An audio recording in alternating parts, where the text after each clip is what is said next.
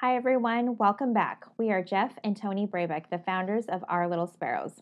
I am a certified birth and bereavement doula, and we are both certified grief recovery method specialists. And together we have combined these two services to create Our Little Sparrows for you. Welcome to episode 3 of our new grief series, The Pregnancy Journey from Diagnosis to the Loss of Your Baby and Beyond. Are you struggling with how to not only share your feelings, but to also understand your partner's feelings and experience? Maybe you disagree with how things should be handled during the pregnancy. Do you feel like you're just not on the same page? In this episode, we will discuss some of the challenges many couples face. Subscribe to our channel and ring the bell to get alerts for when we post new content weekly. Stick around, we're going to start right now. Everyone's story is unique and individual. We will share what we did, what worked for us, and what didn't work. You will identify with some of what we're sharing, but again, your experience is unique to you alone, and that's okay. This is not a platform for political, ethical, or moral debate. We are not medical experts, nor are we professionals. This is simply us sharing our personal story in hopes that it will encourage you and others going through a similar pregnancy by offering guidance with tips and tools to consider. Welcome back, you guys. Let's get started. First, we're going to start with understanding our unique differences. That's something that I think we all share. Your experience is unique to you and you alone. We emphasize this in every episode because we each have our own individual journey. Now, we bring with us our past experiences, good, bad, or otherwise, as well as beliefs and our own personalities. Now, those alone will shape how we perceive, analyze, and interpret events that happen in our lives. So, all the above, in one way or another, will influence you in how you respond to your current circumstances. Now, there are male and female differences that naturally factor into how we deal with our own emotions and how we communicate with each other. Sometimes you will feel the same way as your partner about your shared experience or circumstances, and in other times you will feel differently, and that is normal. It's how we respond to those differences that matters most. Our experiences are unique from each other. We cannot say to each other or to ourselves, at least our loss was early. A loss at 4 or 5 weeks gestation can be devastating. A loss at 40 weeks gestation can be devastating. They are devastating because the person experiencing it feels devastated. That's it. We can't compare losses. No two losses are the same. All right, guys, we're going to pause for a moment. If you guys are getting value out of this video, would you please give us a thumbs up? That helps other people find the videos, and hopefully they can get the same value that you're getting out of this information. Thanks so much, you guys. Now back to it. So let's talk about expectations. Expectations are the belief that something should happen. There's expectations for ourselves, our spouse or partner, family, and friends. There's expectations put on us by others, like they expect us to get over it or get back to work or return to normal. We may unintentionally have expectations on others to feel and grieve the same way that we do. And maybe we need to let go of some of those expectations. So first things first, you guys, we're going to start by allowing each other room to express and experience this pregnancy journey in their own way. Then also, we're going to find ways to share our grief experience together. I think it's important that we get a chance to grieve alone at times and then together at other times. Okay. So now what we'd like to do is share our personal experience about our pregnancy journey. From diagnosis up into the day, or maybe just before Olivia was born, I think would be best, and how we communicated during that time. So, exactly what we've been talking about: expectations and allowing each other to experience the pregnancy journey from diagnosis just before the child's birth for each other, for each other individually, and then maybe we can also share about how we experienced sharing in the grief journey together, and how we communicated that during that time before Olivia was born. So, yes, I would definitely say that communicating with Jeff and I was definitely a learning curve.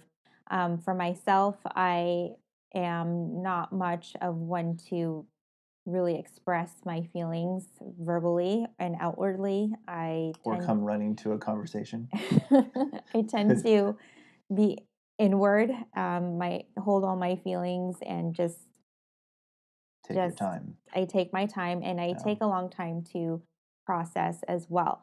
So I know that sometimes is a struggle for Jeff because he's very Opposite. opposite of me, very expressive and Right. verbal. And then for me, I just take my time, not intentionally. That's just my tendency. That's how That's what you're I've built. always been. Yeah. Um, so my initial response to receiving Olivia's diagnosis was that I just wanted to be at home. I didn't want to go out anywhere. I didn't really want to talk to anybody. There were select people that I was willing to be really open with Yeah, we didn't even see family like for a little outside of my while. parents, right? Yeah. We did not see any other family, aunts, uncles, cousins, even Yeah. even like best friends type thing, Right. right away. Right. Yeah. Because it's such a big shock, and It's all new. it's all new and it's draining.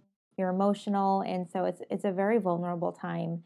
And And I think it's a time of protection, right? You're trying to yeah, you're guard definitely yourself, trying guard your to heart. protect yourself and your heart. And so I was very guarded. I still am. So to be learn to communicate in this context is definitely a learning curve. It was a learning curve for me and still is. Um, so I think what helped though is that Jeff really just was respectful of my process. I don't think he really knew that he was doing that.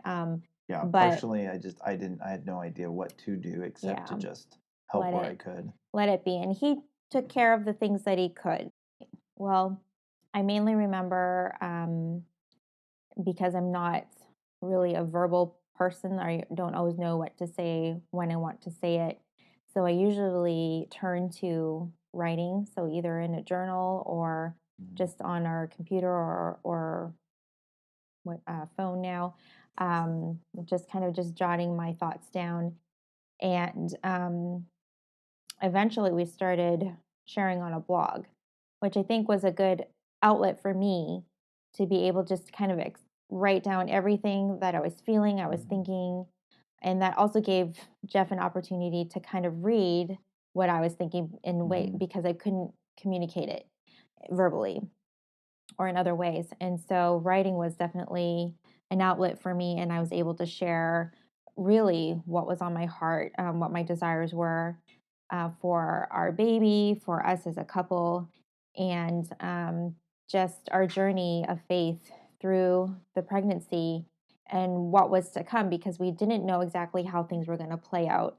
There was a lot of uncertain things. We It was a were, waiting game too. yeah, we We were weren't going, sure. was it every week? Pretty Ev- close to every week we are going for an a new appointment. ultrasound to Well, hope that things were going to change. we did So, ultrasounds every other week, and then we yeah, went weekly to my the regular OB. OB That's right. That's just right. for just to double check the heartbeat and measurements Yeah. of my belly. So yeah, there was like weekly appointments, and so it was definitely we had to make some major Mhm. adjustments. I think, And it's something that we did together, the Build-A-Bear. yes, Talk about that. That's yeah, so Tony brought up that in between we went to the OB, right? So it was OB, then the perinatologist for a hmm deep ultrasound, and then back to the OB. So these OB visits, we are doing the sonar, hmm and can't imagine. I'm teared up just thinking about it. How on pins and needles we are. That is she still alive, yeah, um, or if the heartbeat is healthy or weak, yeah, and you can share about that. But the Build a Bear, yeah. I think, is the perfect example about how we grieve together, Yes. So and somewhat comical. We can share that part. It was because I remember I recorded. yes, Yeah, yeah. okay. Anyhow, So during one of our appointments, silly. during one of our ultrasounds, Jeff was able to record Olivia's heartbeats. And so Yeah. it was an idea given to me from another friend of ours whose family member had gone through a similar experience that they went and made a Build-A-Bear and put the sound of the baby's heartbeat Yeah. on the recording so Totally that when recommend doing you, this. you can have the bear and you can just press wherever the sound is. Ours is in the center in the chest. And so and then you can hear the heartbeat. And so Yeah. for us, that's something that we really treasure. We decided to go to build a bear. We picked a bear. And we were able to, Jeff was able to, this is the comical I part. went into a maternity store next Next door to the Build-A-Bear. because it was really loud in the And store. they had a private restroom. And the maternity store had a private restroom. So he went into that maternity store and went into that restroom and because you're given the little module thing to put inside the Yeah. bear, and you can record wherever you want on it. Yeah. So he was able to do that in the restroom with the iPhone. with his phone and it turned out record it perfect. onto the little device. And so Yeah. then we were able to put that into the bear. Right. So I was kind of wondering where he went. I didn't really know. Yeah, I didn't want to say anything. I'm like, yeah, I'm he's just gonna like, go you should do it. take it to the Yeah. next door. But so he came I'm a back and he risk got taker. it. But so yeah, we still have the bear, and Yeah. we got clothes for the bear. I'm so and glad we did it. Yeah, One of those things you don't know, but you don't know you need it Right. until you do. So it's something that we did together, and we both, that was a good memory for us, and something that we did in memory of for Olivia, and now that we have in memory of her. Right. So we went to all these appointments together. I think that's another important point, is that as much as you can, as a partnership, as a couple, as the parents, you're parents regardless. You guys, nothing's going to change that, and no one could take that away from you. Yeah. No matter the outcome. So yeah, as much as possible, do things together, and that's every doctor's visit is an easy one if if one can, both of you can be there at the same time and be away from work and stuff like that. Of course, there's other factors, but it's kind of a easy, what do we do together to process this? Go to those visits together, those doctor visits. Yeah. And so in terms of communicating with each other, we definitely had times where we were like, okay, let's go do this together. We're going to try and, make the best of every day and try and create memories with our baby, even though our baby was still in our belly, but we still wanted to create memories with her. So I think in terms of communicating and the struggle that I have, and just with our personality differences, I think writing was definitely a helpful tool for me to express myself and process, and then also for him to be able to read it and know what I was thinking. And then we were able to take that and share it with our close family and friends. Right.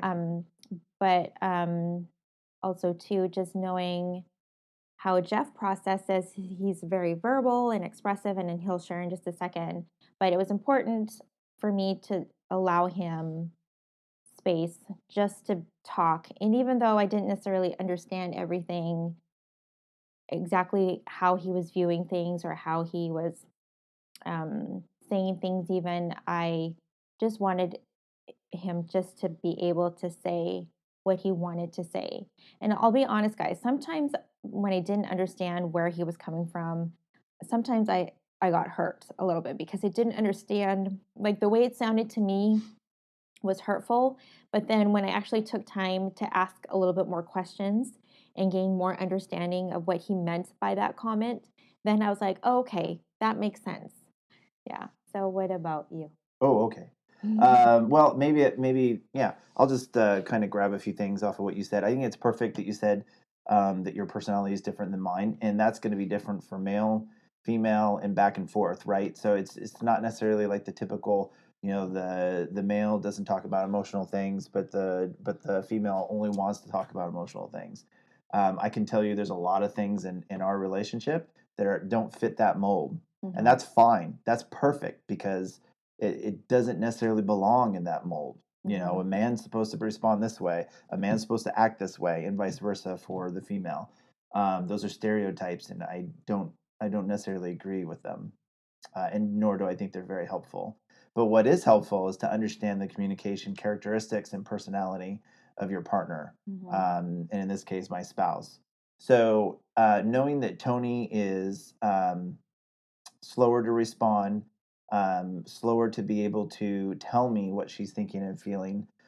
It did help huge to see her writing, and that's a personality trait that's very common amongst a lot of people, that they write beautifully and very clear and very full. Like there's a fullness in it that's not there in the moment personal conversation most of the time. And especially when, say, I'm asking the question, because there's so much pressure and so much to, it's like, how do I, it's the expectations, right?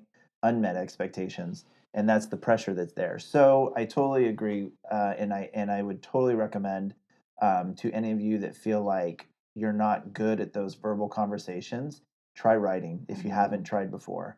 Um, as far as grieving and experiencing the pregnancy journey individually, I think a lot of those things happen for me naturally. And what do I mean by that? I mean, I had to go back to work. Diagnosis, and shortly thereafter, I had to go back to work. So going back to work allowed me to process part of this pregnancy journey and the grief within it, separate from Tony because I was at work naturally. And there was some struggle there, especially like talking to some of the people that knew what we were going through, and they tried to compare something that had nothing to do with pregnancy and infant loss, or at that point, the diagnosis, fatal diagnosis. And so that was hard. But that's one thing that helped me process the journey for myself, was being at work. And that's not a bad thing, that's not a negative, it's reality, it's life. So Mm-hmm. I got 2 weeks off, which is way more than most guys get. I will tell you right now, it is not fair to get 2 or 3 days, um, either at the diagnosis and or also at the loss of the baby. And I think that's even worse when you lose a child and your bereavement by law is 2 or 3 days, or maybe 3 to 4. Regardless, it's never going to be long enough. So this is this is normal for guys. Guys, if you're listening, here we go. Guys are doers. Mm-hmm. They wanna process what's happening while they're busy. It's a weird, well, it's not weird, it's just the way we're built. So most guys will find what their hobbies are, or they'll gravitate, is what I mean, they'll gravitate towards their hobbies. So I was out in the yard, I wasn't ignoring Tony. Honestly, you need to have time, you need to have separate time. And so I was out doing yard work, trimming the bushes, fertilizing the lawn, mowing the lawn, patching the dead spots, in the garden, doing that thing, whatever, all the gardening stuff that's involved in that. And from the other perspective, some people are very organizer oriented people, and a lot of times that's the female, it's not the male. And they'll be like, I gotta tear everything out of this closet and put it back. So I know for Tony, there's times where she is like, this pantry is ridiculous, I'm gutting it out and putting everything back and throwing out what we don't use. Mm-hmm. So we both had our moments where we're like, we're off doing our own thing. But there is a fine line between ignoring your spouse or partner and doing what every human does, is cope, Mm-hmm. right? It's a coping mechanism, for a term, or lack for a better word either. But we have to come back and we have to communicate together. So we would come back. I mean, every night, naturally, we're getting, shutting down for the night. I'm watching the evening news. We had our dinner, and then we're just together. And those were the times where we spent time with Olivia, whether we purposed for it or not. It was a time to feel her moving in the womb. It was a time for us to say this sucks and to start talking about it. So those were times that we grieved together and we processed the journey together.